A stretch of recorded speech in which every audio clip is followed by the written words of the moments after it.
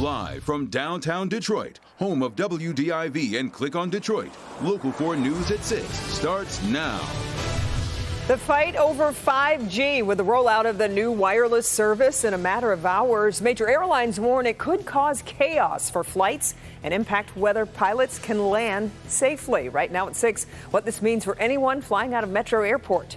Major wireless carriers are set to flip the switch to 5G at midnight, but this afternoon agreed to partially delay it near some airports. Let's start things off here at 6 with Priya Mann to walk us through these big concerns. Priya. Following an 11th hour plea from the airline industry that warned of a catastrophic aviation crisis, Verizon and AT&T are delaying Wednesday's planned 5G rollout near certain airports. Here's the problem. The problem is that radar altimeters, these are altimeters that literally bounce a signal off the ground to get out. They operate on near the same frequency as 5G. And so at the outer edges of both frequencies, there's a little bit of an overlap. And when there's interference with the signal, the concern is that the pilot could get a false indication of the plane's proximity to the ground when landing. It's like getting interference on your radio when you're driving. You drive FM radio or AM radio, and you drive past a power line, or it goes.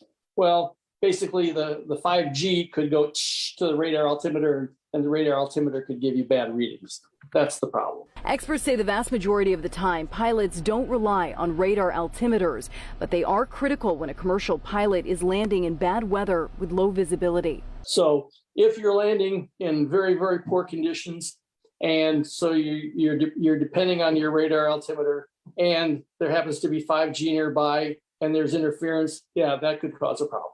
This is an issue unique to U.S. airspace. In 2019, the European Union set standards for mid-range 5G frequencies, which is lower than the service set to be rolled out in the U.S.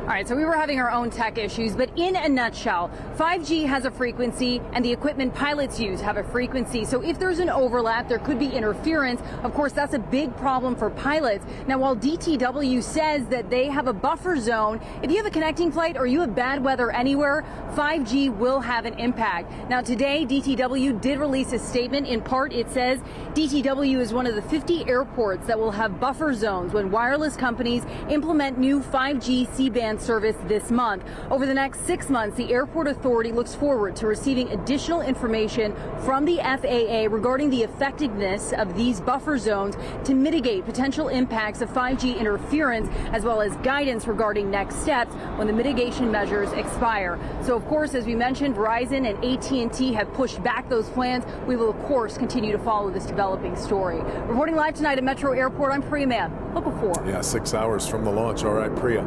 The calls to remove a Hamtramck judge are growing tonight. 31st District Court Judge Alexis Krott came under fire for treatment of a 72-year-old cancer patient.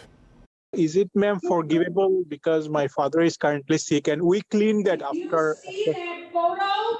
I am very sick, man. That is shameful. If I could give you jail time on this, I would.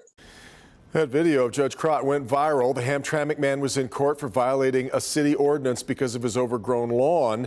His family says they've been trying to maintain his property since he was diagnosed with cancer, but fell behind. A Change.org petition to remove Judge Krott has gotten now more than 200,000 signatures. The man was fined $100. The property has since been cleared. A former Michigan State football star has been arrested in South Florida for allegedly exposing himself and assaulting a deputy. 25-year-old Malik McDowell has been charged with public exposure, aggravated battery on a law enforcement officer, and resisting arrest with violence. Police say he was walking down the street naked, then attacked a deputy. He's being held without bond pending a court hearing. You may remember McDowell was sentenced back in February of 2019. Here he is here for an altercation at a gas station with a Lathrop Village police officer. He served 1 year behind bars. Now to an update on a story we brought you yesterday at the top of the 6 o'clock report. You may remember this video from Drone 4. A water main break flooded a street on Detroit's west side. Cars were stuck in feet of ice and water. People couldn't leave their homes. Well, we went back out to Cambridge and Harlow today, and as you can see, the water has receded. The street is covered in a sheet of ice, but at least cars are now able to get by.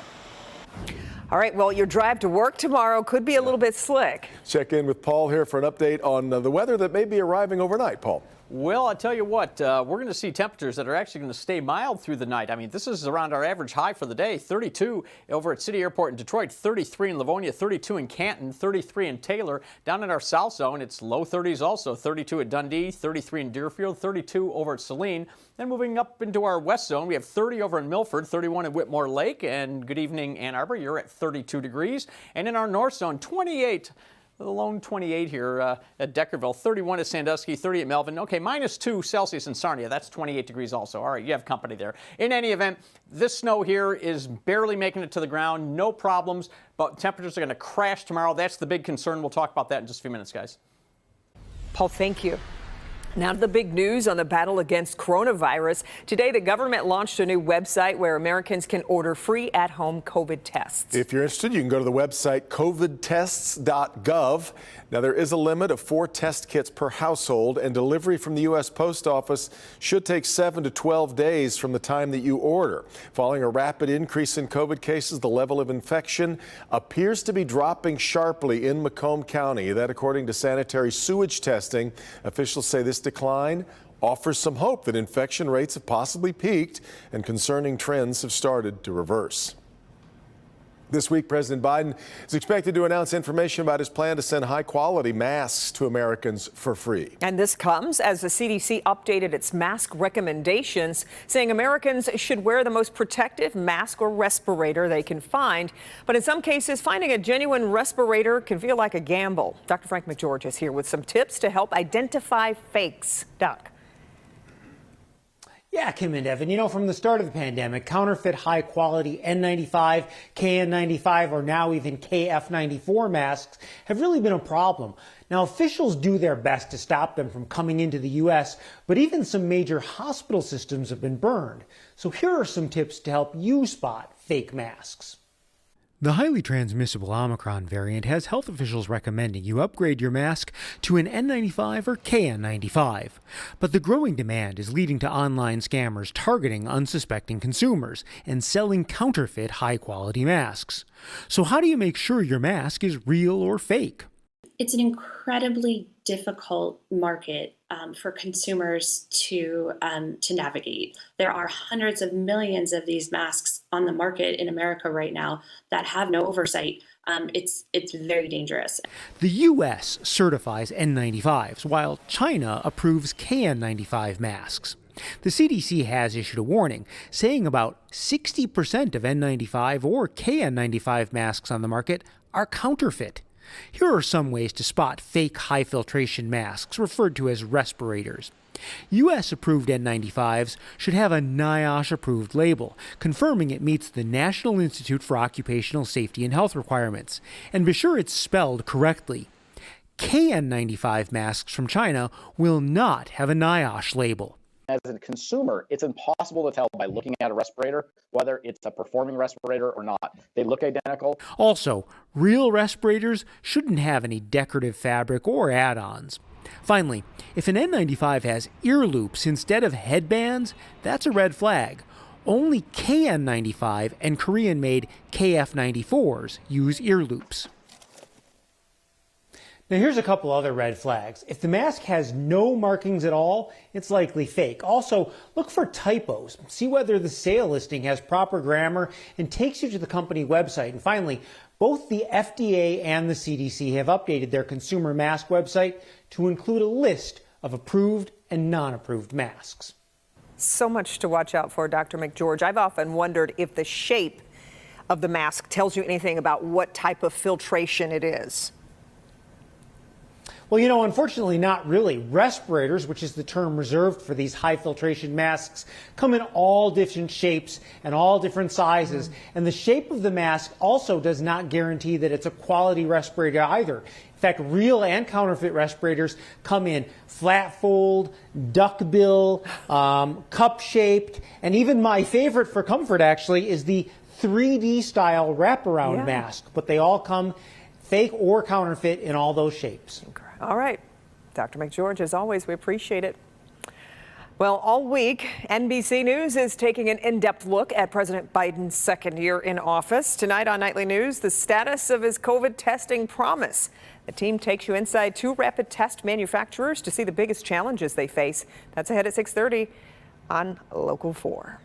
Calling it ridiculous, Governor Whitmer is addressing a controversial Facebook post from the Michigan Democratic Party that questioned the role parents take in deciding what their children learn. The governor made those comments after sitting down with a group of teachers to talk about what's missing in schools. As Rod Maloney reports, the discussion included a teacher from Oxford High.